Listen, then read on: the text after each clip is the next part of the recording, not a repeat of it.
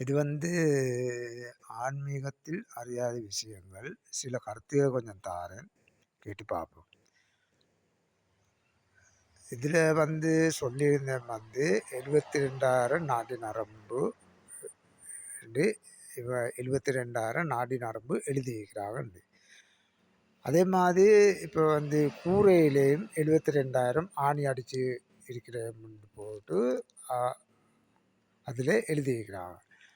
அதே மாதிரி தான் எழுதியிருக்கிறாங்க புழுவாகி பூண்டாகி என்று. புழுவாகி பூண்டாகி என்று போட்டு எழுதியிருக்கிறாங்க. அதேபுறம் எழுதியிருக்கிறாங்க ஐந்தெழுத்திலே பிறந்து ஐந்தெழுத்திலே வளர்ந்து. அப்போ இது இது மூணையும் இதில் தாரன் கேட்டு பார்ப்போம். அதே மாதிரி அந்த நாடி நரம்பு 4 பெண்லேண்டு இருக்கு. அது தான் முதல்ல வருது. அப்போ 4 நாடி நரம்பு 4 பெண்ணிலே கல்யாணம் வருது. அதுதான் முதல்ல வருது. அப்போ இதுகளில் விஷயங்கள் கொஞ்சம் தாரன் கேட்டு பார்ப்போம். சரி என்றால் ஏற்றுக்கொள்வோம். இதை எழுதியிருக்கிறது இப்போ அர்த்தங்கள் தான் எடுத்து நம்ம நான் இதில் போடுறேன். இதில் அர்த்தங்கள் தான் எடுத்து போடுறேன். அப்போ இது சரி என்றால் ஏற்றுக்கொள்வோம். அதாவது இதில் 72,000 நாடி நரம்புன்னு சொன்னால் இவங்க எடுக்கிறாங்க எப்படின்னு கேட்டால் 2 கண், 2 காது 4, அப்போ வாய் உண்டு 5, இடது பக்கம் மூக்கொண்டு 6, வலது பக்கம் மூக்கொண்டு 7. அப்போ ஒரே இடத்துல 7 இவங்க எடுக்கிறாங்க. அதுபோல் 2 எடுக்கிறாங்க ஒன்று மலசலம், ஒன்று சிறுநீர். அந்த இடத்துல 2 எடுக்கிறாங்க.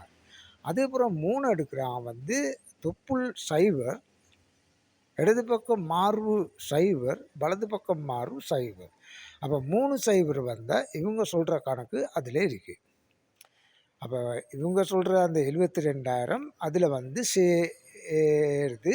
அப்போ இவங்க சொல்கிற கணக்குப்படி அப்படின்னு சொன்னால் இவங்க சொல்கிற மாதிரி மூளைத்தான் அந்த 72,000 நாடி நரம்பு கூரையில் ஆணி அடித்து வச்சிருக்கிறேன்றாங்க.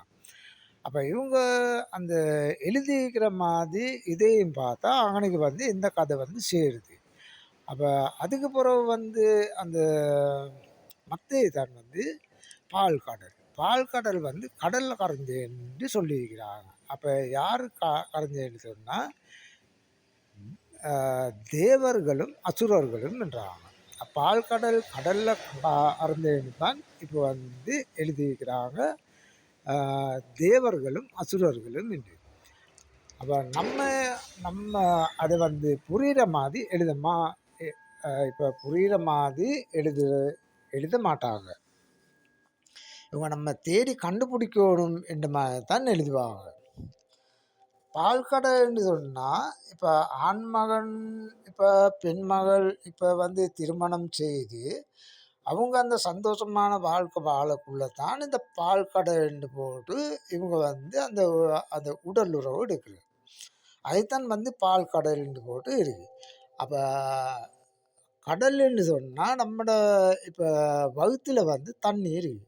தண்ணி அந்த உப்பும் சேர்ந்திருக்கும், எண்ணெயும் இதில் சேர்ந்திருக்கும். அப்போ அதைத்தான் அந்த கடலில் அந்த தண்ணி இருக்கிறனால அது பால் கடல்ன்றாங்க.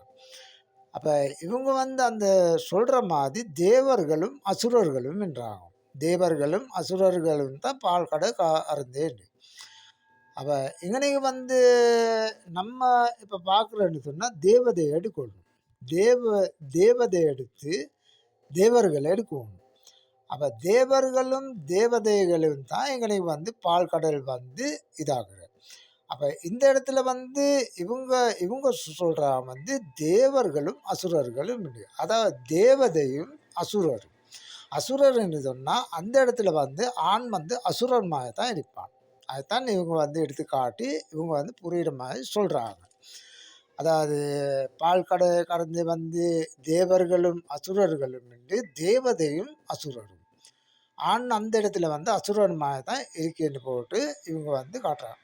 அதே போல் அந்த 4 பெண்ணிலே நாடி நரம்பு என்று போட்டு எழுதி அப்போ ஒரு புள்ள பாடுது. அது வித்தியாசத்தில் உள்ள பாட்டு ஒன்று. அப்போ 4 பெண் நாடி நரம்பு 4 பெண்லே கல்யாணம் என்று போட்டு வருது. அப்போ நாடி நரம்பு 4 பெண்லேன்னு சொன்னால் ஒன்று தண்ணி, ஒன்று வெப்பம், மற்ற வந்து அந்த மாதவிடாய், மற்ற வந்து சுனையுது. அப்போ இந்த இடத்துல அந்த பெண்ணில் வந்து 4 பொருட்கள் இருக்குது. இந்த 4 பொருட்களில் ஒன்று சேர்ந்தால் தான் இங்கனைக்கு வந்து சீவன் என்ற பொருள் வந்து உருவாகுது. அதாவது உயிரின் அதை சீவன் சீவன்னா அசைகிற ஒரு கரு ஒன்று வந்து உருவாகுது. அந்த இடத்துல வந்து அந்த பால் கடை என்ற பொருள் வந்து இந்த இடத்துல வந்து சுனையதும் விந்தும் அங்கே வந்து அந்த மாதமும் தண்ணி இங்கால வெப்பம் இது 5ம் வந்து இந்த இடத்துல வந்து சேரணும். அப்போ சேர்ந்தாதான் இதில் வந்து 5 இருக்கு. 5 அப்போ புழுவாகுன்றான். புழுவாகுன்றதுன்னா புழு வந்து அசைஞ்சு அசைஞ்சு தான் இருக்கும். அதில் முள் இல்லை, அசைஞ்சு அசைஞ்சு தான் இருக்கும் சதை. அப்போ இந்த சதை வந்து அசைதுன்றாங்க. அப்போ அப்போ அந்த இடத்துல வந்து இவங்க சொல்கிற மாதிரி வந்து இந்த சதை வந்து அசைஞ்சு அசைஞ்சு இருந்தால் இது அசைகிற பொருள் வந்து சீவன்ன்றாங்க. அப்போ அசைகிற பொருள் சீவன் என்று சொன்னால் இவங்க அதில் வந்து வந்து 5 எழுத்திலே பிறந்து, இப்போ 5 எழுத்திலே பிறந்துன்னு சொன்னால் அதே புறம் வந்து சொல்கிறாங்க. இப்போ புழுவாகி பூண்டாகி செடியாகி மரமாகி கொடியாகின்றாங்க. அப்போ இந்த இடத்துல நம்ம வந்து தெரிஞ்சு கொள்ளணும். அப்போ புழுவாகின்னு சொன்னால் சீவன் ஒரு ஒரு இதொன்று உருவாகுது, கரு ஒன்று. அப்போ அது வந்து சீவன் என்ற பொருள். அதே போல் வந்து பூண்டு பூண்டுன்னு சொன்னால் கை கால் எல்லாம் வளர்ந்து வார நேரம் வந்து இது வந்து பூண்டு மாதிரி. அப்போ அதே போல் வந்து சொல்கிறது தான் செடியாகுண்டு. செடியாகுன்னு சொன்னால் குழந்தை வந்து பிறந்து வருது, பிறந்து வந்து வளர்ந்து வரக்குள்ள மரம் ஆகுது. மரம் ஆகினா தான் இதை கல்யாணம் செஞ்சு அவங்க வந்து குடும்பங்களில் வாழ்கிறாங்க. அது வந்து மரம். அதே போல் வந்து வயது போயிட்டு முதிர்ந்து வரக்குள்ள நாடி நரம்பெல்லாம் இழுக்குது, அது வந்து கொடியாகின்றாங்க. அப்போ இதில் தான் வந்து இந்த கதைகள் வந்து தாராங்க. இது சரின்னா ஏற்றுக்கொள்வோம். இது இது அப்படித்தான் வந்து தாராங்க. நன்றி, வணக்கம்.